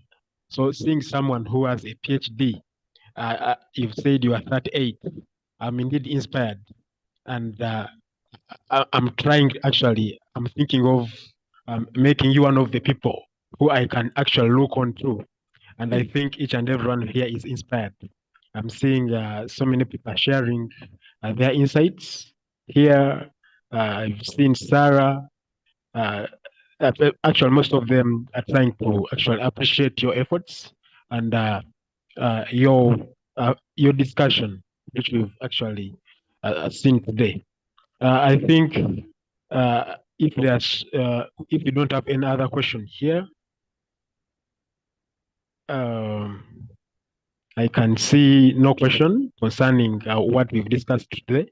People are still sharing their LinkedIn posts, LinkedIn platforms such that you can easily connect. I encourage all of you actually to keep in touch and also join the Transformation Professionals Club. This club is one of the initiatives which I looked on to as a young professional to grow myself and also to see where I can go in this world which has so many challenges. It is normally in one of the questions I studied, one of my doctors called it a VUCA world. It is a bit volatile, uncertain, and all other things in it. So we live in a VUCA environment, which requires so many skills, connecting, and all other aspects. So I encourage all other people who have not yet joined the club to indeed actually join the club. You can get in touch to Coach Samuel or me here, such that we can easily move on and also guide each other in different aspects. We can let me just share the link such that we can easily move on in this. So I've shared the link there. If you've not yet joined the club, the Transformation Professionals Club, indeed you can tap into that link. There will be a document which you can easily tap into such that you can easily join the club. We have so many, we normally have these meetings each and every Friday, and it's indeed very, very joyful to be part of such events which build us, especially young people and all others who are aspiring to become great. I think Coach Samuel is off. Maybe he would have given us some other insights concerning this. On my side, I would beg you, Winnie, to give us some closing remarks. What would you actually, as a professional, as a PhD holder specifically, which other things would you wouldn't leave to a professional, a younger professional like me or another person, like maybe Sarah and all others, which can actually correct the mistakes which maybe you've made and all other aspects? What would you have done somewhere in the past? So as you close, try to reflect on some of the final tips you can give young professionals and all other people aspiring to become like you in future somewhere. Okay, all right, thanks, Stephen. What could I have done better, or what are some regrets that I have from my career so far? I think I still regret in high school me going ahead and trying to do this whole biology thing, right? So knowing that I did not like biology, but doing that anyway just to please my dad, really. So I didn't have to put myself through that. So maybe that I didn't have to do, really. So it helps to know. So knowing what you want, what you feel internally that you want, and going ahead with it. But that was something that I noticed that I'd done, and of course later I corrected it when it came to applying for what I wanted to do at university. So even if you make a mistake, is try to pivot. What other regret do I have? I think no, actually, because maybe one thing I think, and I didn't share this with during the session. So after my master's when I was in Uganda, there was an opportunity to apply to be a government lecturer, so a lecturer, to get a position to be a teacher, to be on the government payroll, right? So because I love teaching, because I come from a family of teachers, my grandmother, my uncle, they were all teachers. So I love teaching. So I applied for this position to become an assistant lecturer on the government payroll, which is a good position, really. But then I did not get this job, right? So I applied for this and I failed that interview. And when I failed that interview, I felt bad because there was a friend of mine who had also applied and she was always complaining about teaching, right? So like we were both teaching, but she was always complaining about teaching, right? So she did not like it. And then we go for the interview. Of course, there were other people and she passed, right? So this is somebody who did not even want it, but she applied and then somehow she passed and I failed. And I wanted it because I love teaching. And I really felt bad. Really, I felt bad for not passing that because, and the funny thing is later when I realized that God, because God did not make me pass an interview because he knew since I love teaching, if I had passed that interview, I would have settled. I would have settled and I would never even have thought about doing my PhD, right? Because I'm doing what I love, right? So I would have settled and then seeing that we're doing my PhD and then how my life has changed, right? And I've been able to travel all over the world because of my job. I would never have gotten to that if I had gotten what I thought I wanted, right? So my point is that sometimes also you're going to apply for a job and you're not going to get it. And you would say that this opportunity was supposed to be, but one thing I can tell you that God always has a way for you, right? So in retrospect, you realize that all the opportunities you missed, you are actually meant to miss them because there was something bigger planned for you. Imagine if I'd gotten the CAA job, same story, right? If I'd gotten the job at CAA, even then I would have settled. Because my friend who I helped get the job, she's still there up to now. She has not, of course, it's the good thing that job involves to traveling around. She gets to travel, but still, I cannot compare her life, what she has lived, and with the life that God has blessed me. So they are completely different lives, right? Depending on also what you want, really. So again, so I thank God that I never got the CIA job. I thank God that I suffered after my master's. When I came back to Uganda, I thank God that Uganda humbled me because then it pushed me to want something more for myself, you know? Same with the bachelor's. I'm glad that I finished that job. My first job, it was a great job, but I was working so much and it made me realize, okay, something needed to change. So all my request is that if you're suffering right now, it's not forever. At least don't make it be forever. Always know when it's time to move on. Always know when you need to change something and pivot when you have to pivot, right? And if you're missing a job, you're gonna apply for jobs. I mean, I don't know if I told you, but I failed the interview with Facebook 2 times, you know? And then but for sure there must have been a reason why I failed that interview, right? Because then I ended up getting the job that I was actually supposed to, the job that I've grown, that I get to invent, you know, and patent ideas every day. So this is a job that I was meant to do. So my point is, it's okay. You're going to fail. You're going to fail interviews. That's okay. Even me, I failed interviews, and that's okay. And I'm still going to fail. You know, that is all okay. Just know that God has a plan for you, or the universe, or Allah, whatever your faith system. Even if you don't believe, there's always something meant for you. If it's yours, it will be. So Sarah, I know you're going through a hard time right now. You're getting so many no's, but it's okay. You're getting no's because those opportunities are not meant for you. The opportunity meant for you, the remote job meant for you, whichever area is meant for you, you will get it. And it will be with the right people. So don't worry. Don't worry, it's gonna happen, right? Just don't give up and try to improve on yourself. Don't keep doing the same thing all the time. Yeah. Okay, then somebody's saying, Thank you so much. yes, please. Opportunities in agribusiness. That's interesting. I must say that I don't know much about agribusiness. I will not lie. Agro, I don't know. When I think about agribusiness, I think about entrepreneurship. I don't know if there's anything else that I can say about that. Apart from that, I think about entrepreneurship and value addition and, you know, basic, because right now in Uganda, at least what I can see is that we are blessed that, you know, we have, I don't know, we have everything really. We have the weather, you can grow any kind of food, you can raise any kind of animals that you want. The main thing we do lack is value addition, right? So maybe with somebody who has a degree in agro business is that, yeah, mainly how to add value and then also how to market the products abroad, right? Because now, for example, here in France, we keep getting products. There are certain products from West Africa. We have products from South Africa. We need to have more products from Uganda, more products from East Africa, right? So, but then for that to happen, they need to make sure that the way we are, the whole value chain on how these products are produced actually can be monitored and can be tracked. So maybe that's something you can think about, how to market our products to EU, because Africa and EU it's so near, so it doesn't make sense why they have products from South America, all the way from South America, if they could get products from Africa, from East Africa, you know. So maybe I think that's one thing. The one thing is value addition, where you try to, you know, try to find how to give back to those companies that are trying to add value addition. Also, the other part is marketing.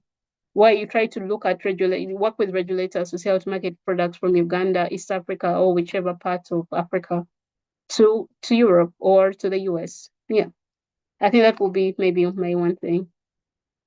Yeah, and Aisha is saying that there's so many opportunities in the US, so you could try applying. Okay. Yeah, thank you everybody for for the messages and for the well wishes. Thank you so much, Winnie, for this wonderful discussion. Indeed, we've learned a lot, and so many lessons have been taken. I've been noting so many tips which you've given us here and there. And colleagues, if you've not actually taken anything here, at least don't forget to make life easy as you take as you challenge yourself professionally, and also find something you can do and also do them.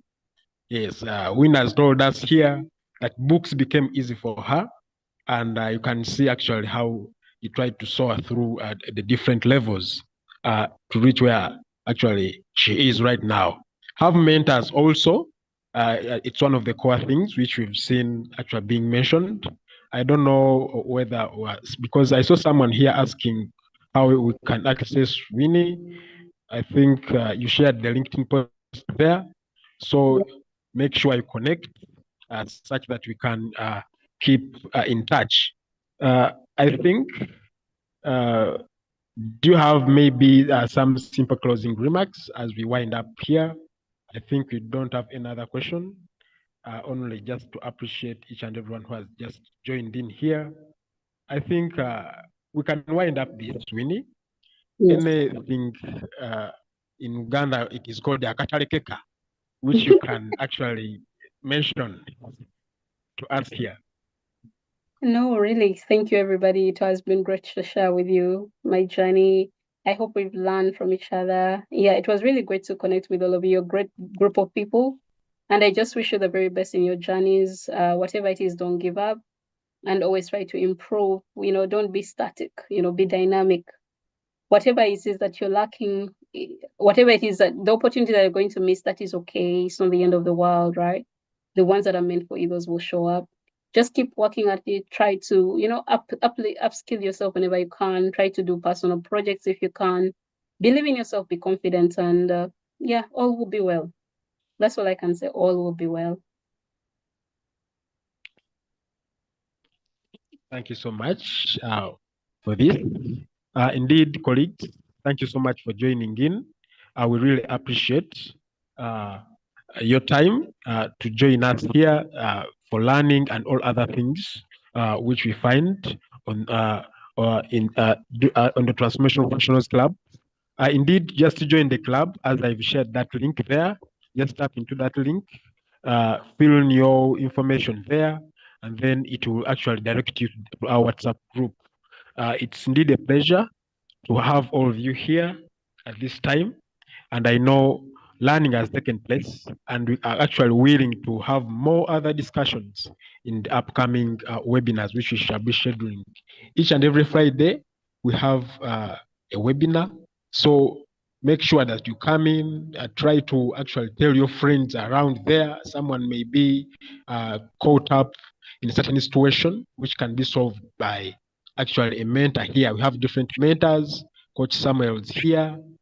We have other mentors on the platform. So try to actually spread the gospel such that we can actually run through this life together. Thank you so much for joining in.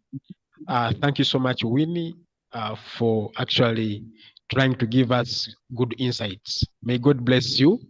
And actually, our masterclass is coming up. Make sure you try to actually be active. We shall have a masterclass at somewhere at some point this very month. So I think it will be 31st. So it's at an affordable fee. Make sure you actually come in with that amount such that we can easily actually try to learn and connect with each other. It will be more insightful. And for more information, you can contact Coach Samuel and all other members of the Transformational Professionals Club. Thank you so much. May God bless you. have a wonderful night and a wonderful weekend. All right. Thank you, everybody. Have a good weekend and a good evening.